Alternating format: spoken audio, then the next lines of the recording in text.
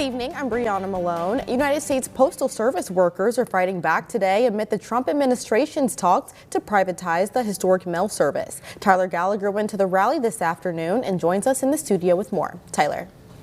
Thanks, Brianna. Over 100 postal workers and concerned citizens took to Perry Square this evening to protest against a potential privatization of the United States Postal Service. The United States Postal Service has been around since the early days of our country, but now the service could be operating differently under the Trump administration.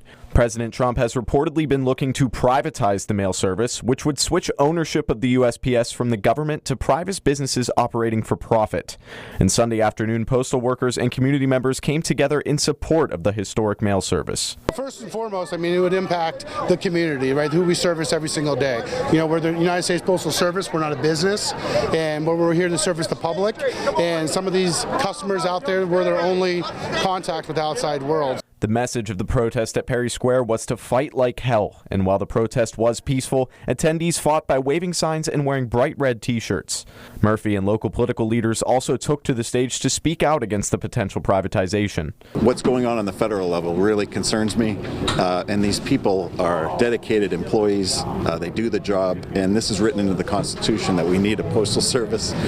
For many years they've tried to privatize it. Companies like UPS and FedEx have always tried to get their hands on the pie.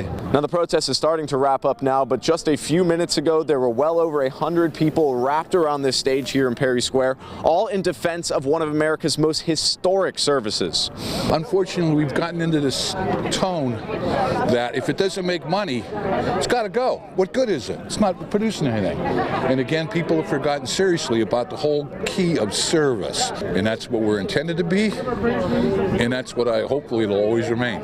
Currits and other postal workers say they're worried that privatization would take away timely service from the community, and those who rely on the mailing service for medications or Social Security checks could be the ones impacted. But for now, the fight goes on for the USPS, with workers continuing to rally support. Today's protest joins over 100 others around the nation, all against the privatization of the Postal Service. Back to you, Brianna.